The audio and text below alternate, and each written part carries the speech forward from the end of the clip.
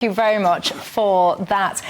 So, you know, Rishi Sunak very confident that the Tories can win the election. Do you share that optimism? Well, look, nothing's inevitable in any election. But, I mean, the truth is we are the underdog in this election, have been since the start. There's no getting away from the fact that we're trailing Labour, by a long way in the polls. So, yeah, we've got an uphill struggle, but there isn't anything inevitable. And I think there's a real problem in this election that the Labour Party and Keir Starmer appear to be taking people for granted.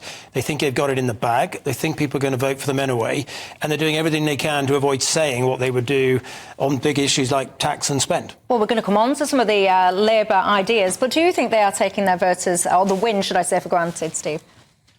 Absolutely not. I think that's the furthest thing from their mind. I mean, Labour are following a very well-prepared election plan that they've been working on for some time. But, I mean, the manifesto was the culmination of lots of announcements that people have really heard before. So I think people know what they're going to get if they get a Labour government. You know, and I wonder, we're going to be looking, by the way, at some of the Labour promises, because I want to ask as well, do you think that they've been honest and straight when it comes to the tax situation or not? And I want to look at this GB Energy as well. But before I do that, how does it make you feel? Because 2019, it was, the Tories were on a high, wins like you'd never seen in places that you wouldn't have imagined. When you fast forward now, to be in this position, does it hurt? Well, look, I fought a lot of elections for the Conservative Party, including 2005, which we lost. So I fought elections that we've lost and elections that we've won. I know, but the position that you used to be in. Yeah, and the 2019 election was a very special case for a number of reasons, but most importantly, it was the Get Brexit Done election. People saw that there was a real question about whether Parliament itself would function, whether Parliament itself would respect the democratic will of the people, and they knew that whatever the rights and wrongs of Brexit and whatever they thought about that, you needed to get this done in order to respect that democratic decision. And that is why people right across the country, including in areas that had traditionally been considered safe Labour areas, voted Conservative in a really big way, and they did so to get Brexit done. Yeah, what do you think? Because I know that many of you did vote Conservative in the last election. Some of you, by the way, for the first time, you lent them your vote. How do you feel like it's turning out? Because often people will get in touch and say, Michelle, why is everyone always bashing the Conservatives? And I've got to say, that's absolutely not intentionally done. I'm, really keen always to find people that want to big up each of their parties. So if you know of anyone that I'm missing talking to, get in touch and let me know. Do you share the optimism of Rishi Sunak? But of course, one man that was stealing a lot of the thunder today, of course, was Nigel Farage. He was speaking. He was in Wales, actually. He was speaking not about his manifesto, but about his contract with the people. Listen. Manifestos, one after another, can keep making the same promises, and no one believes now, frankly, a word that they say. Which is why today, specifically, is not a manifesto launch. Because if I say to you manifesto, your immediate word association is lie. And that is, I think, wholly unsurprising. We're about trying to restore some trust in politics. You might dislike what we say. You might not want to vote for what we say, but at least we do say what we mean. I mean, it's quite remarkable. Of course, you'll be familiar with the YouGov poll that came out a few days ago that actually placed Nigel Farage's party above the Tories. Do you see them as a threat, Reform? Oh, obviously, yeah. They're undermining the Conservative vote in many key marginal seats. And, the thing about Nigel Farage... But do you know how egotistical that sounds? When you say, like, they're undermining the Tory vote, it's almost like you feel somehow that vote, it is either Labour's or the Tories. So who are these kind of... I wouldn't say that at all, Michelle, because I stood for UKIP in 1999. I've stood for minority parties.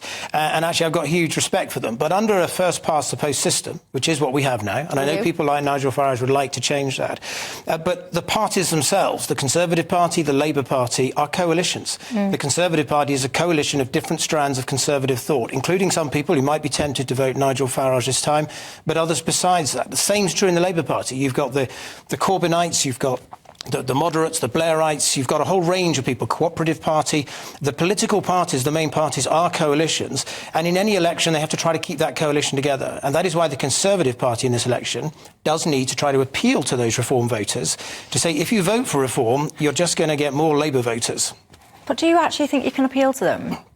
Well, you can appeal to them, but do you think the appeal will be successful? Well, I think the challenge that the Conservatives, my party, have this time is because there's so much coverage of the headline polls and we're seen to be so far behind. A lot of people might think, well, there's probably going to be a Labour government anyway, so I'm just going to vote for reform. And I think that's quite dangerous because it does mean there's a difference between, opposition, but in a strong opposition where you can challenge the government, and a Labour government that might have a majority north of 100, in which case Labour MPs themselves become disempowered and the regime and the advisers around Keir Starmer can pretty much do what they like. And there's a risk to that. Parliament has that accountability role, but if a leader of one party and one political party has too big a majority, it can get away with what it wants. And do you see Reform UK as essentially giving you what some people have been calling a supermajority? Are you rubbing your hands with glee? I'm a bit sceptical that there's going to be any supermajority. I'm dubious about that. I think it is absolutely true that Nigel Farage, he's a brilliant showman. I mean, you've got to give him credit. But he has set out to totally smash the Conservative Party. I don't think there's any argument that that's his objective. And it is conceivable that he will create the same kind of conditions that the STP did way back in the early 80s, and he'll create a mood in the country where there will be a period of Labour dominance. That is perfectly possible. I wouldn't rule that out. But he himself, he's a showman. Whatever he did, if he sold washing powder, he would still be a star. The guy is not really a politician. He's someone who enjoys flirting with politics at the expense of others. Do you think that, really? Because, he is regarded by many as one of the most effective, whether you like him or not, park that. But many people would say he's probably one of the most effective politicians of this lifetime. No, I think he's a very effective performer, and that's how I'm acknowledging that. It's a brilliant act, and I totally accept that. But, look at that mismatch we had today. Every sort of sense of disgruntlement or dissatisfaction is packed together. Oh, we're not expecting to win, we're just wanting to be the opposition, but in 100 days we'll take you out of the European Court of Human Rights. The man will say anything that he knows will press a button. He does it brilliantly, and I credit him for it. But, this is a guy who was promising us a brave new world after Brexit, and look what we've ended up with.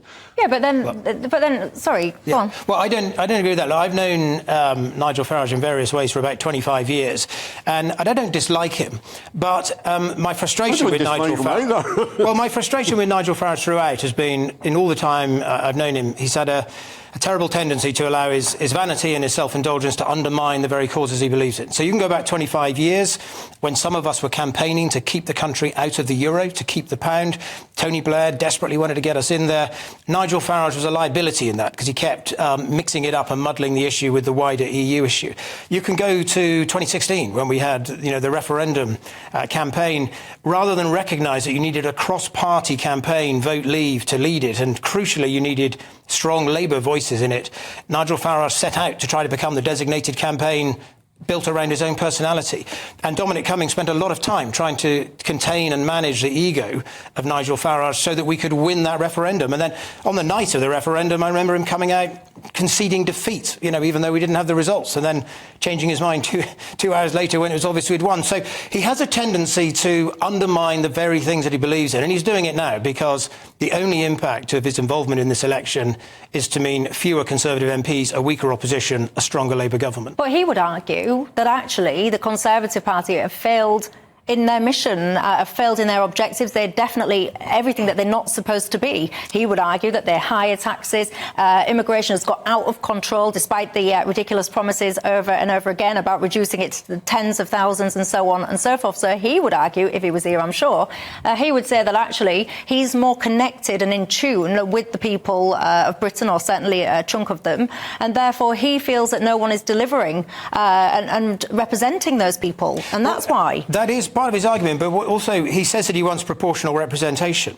But if we had proportional representation in this country, yes, you wouldn't have coalitions within parties. The Conservative Party and Labour would break up into 2 or 3 factions, and you would then have coalitions between parties. And so even if Nigel Farage, in a future world where there was PR, had a chunk of MPs, he would have to make massive numbers of compromises to enter government, and that would mean him jettisoning the very things that he said he would do today. What do you make to it? I know that many of you will have been following that contract. What did you think to it? Chris says, finally, some common sense stuff. Not sure how achievable it is, he says, but at least somebody out there has recognised the problems that we face and is bold enough to even want to suggest tackling them. Your thoughts on all of that? I want to look at the